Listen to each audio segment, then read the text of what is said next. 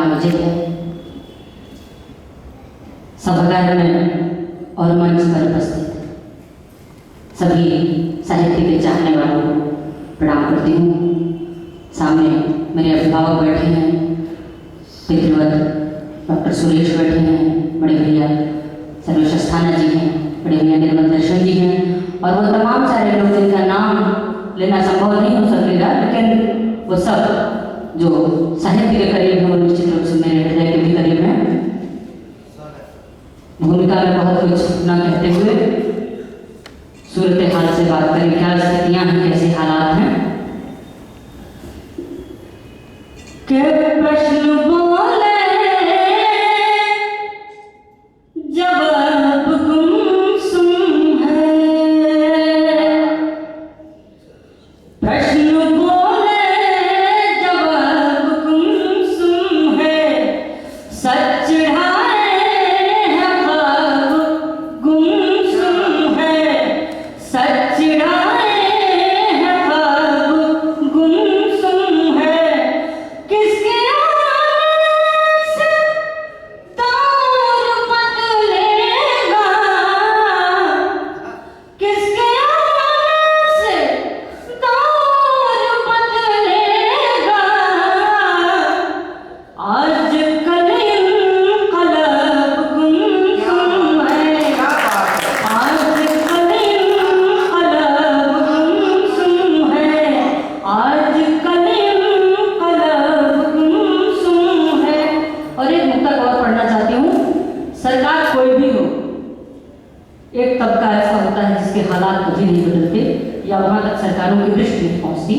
मैं कहना चाहती हूँ कि जिंदगानी में कुछ नया क्या है, जिंदगानी में कुछ नया क्या है, इस कहानी में कुछ नया क्या है, इस कहानी में कुछ नया क्या है।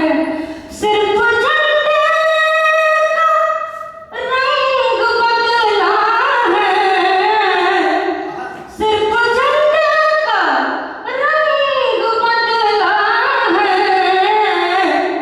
राजधानी में कुछ नया क्या है, राजधानी में कुछ नया क्या है, राजधानी में कुछ नया क्या है। और जो स्थितियां हैं, रोज तिरंगे में लिपटे शव घर वापस आ रही हैं। हम बहुत अच्छी अच्छी बातें करते हैं, बहुत बड़ी बातें करते हैं, शहादत की बात करते हैं, गौरव की बातें करते हैं, लेकिन वो चित्र भी सोचें जिसमें एक नौजवान, एक नवयुवती केवल 21 दिन का दाम्पत्य जी पाती है।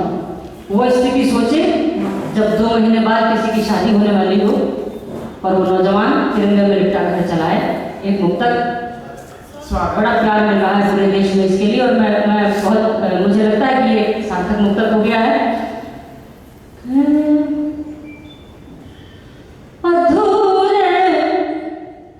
अधूरे सपन लेके लौटे,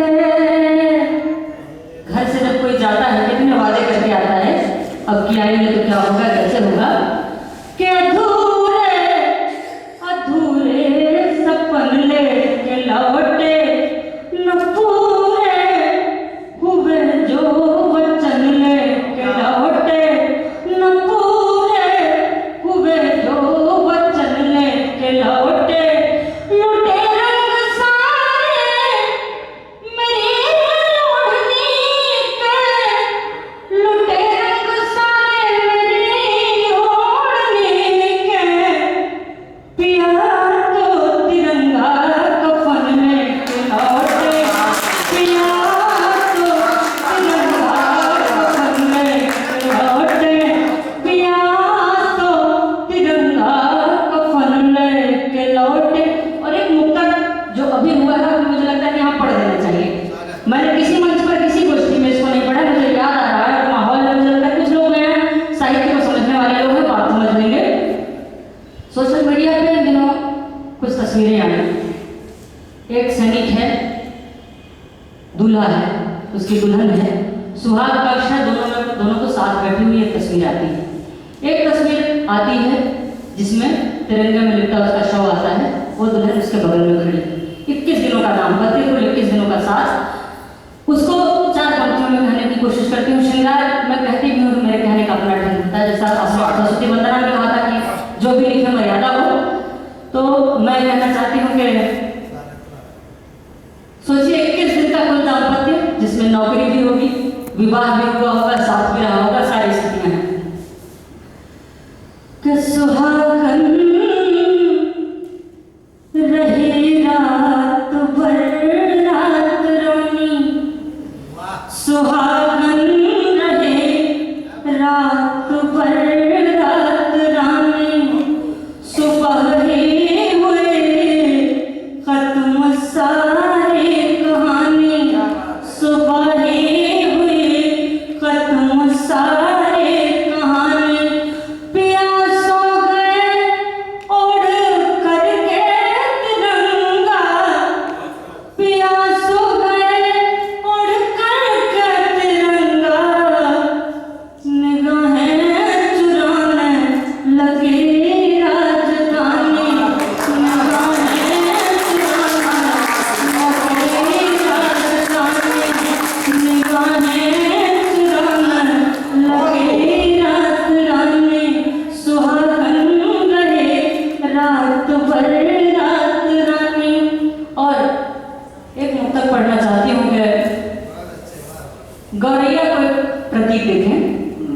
गौरैया पर्यावरण से लुप्त हो रही है।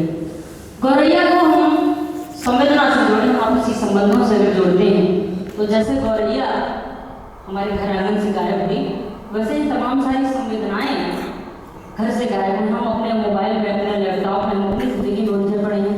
एक दूसरे के करीब आने का अवसर, अवकाश जो है वो धीरे धीरे हमारे हाथों से फिसलता जा रहा है। गौरैया को ध्यान में रखें, उसको प्रतीक माने और बाकी स्थितियों को देखें कि गौरैया क्यों आए, बचा क्या उसके आने के लिए। कि चार दीवारी में कैसे पुरवैया आए, चार दीवारी में कैसे पुरवैया आए, शहर खा गए जंगल क्यों हमरैया आए, शहर खा गए जंगल क्यों हमरैया आए, कोठरियों से बाहर कौन निकलता है, कोठरियों से बाहर कौन निकलता है, अरे किसकी खातिर आंगन में गौरैया, किसकी खातिर आंगन में गौरैया आए, किसकी खातिर आंगन में गौरैया आए। और जैसी बात हो रही थी अभी, जब आदरणीय कहती थी और विद्यादिवासी श्री का एक कोट किया गया है, वहाँ पे कि रचनाकार को जब कलम पकड़ाता है ईश्वर, तो उसके लिए सारे जगह की सौंप देता है, कैसे तुम्हें संभालना होगा। मैं जो मंच के हालात हैं, कविता के मंच जिस तरह से व्यवसाय में तब्दील हुए हैं, जिससे जैसे रंगारंग कार्यक्रमों के मंच में तब्दील हुए हैं, उन मंचों के खिलाफ और अच्छी कविता, वो कविता जो समाज के लिए अपना काम करके अपनी जिम्मेदारी निभाती है, उस कविता के समर्थन में एक गीत पढ़ना चाहती हूँ।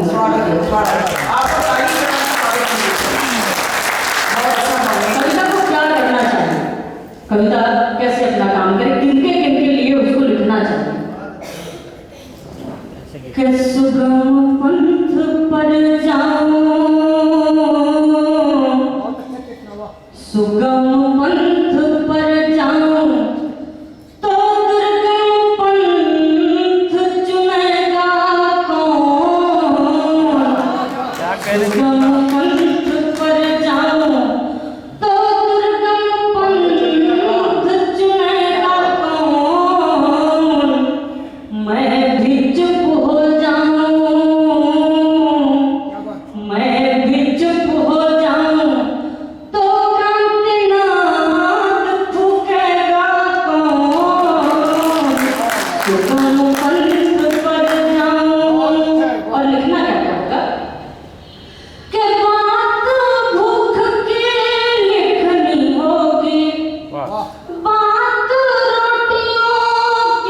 करनी है, बात भूख की लिखनी होगी, बात रोटियों की करनी है, कुछ बातें गिद्धों की भी हैं, बात पोटियों की करनी है।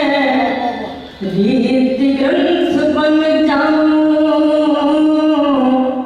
रीति ग्रंथ बन जाऊं, तो जग की पीर लिखेगा कौन? रीति ग्रंथ बन जाऊं, तो जग की पीर लिखेगा कौन? सुगम पंथ पर जाऊं,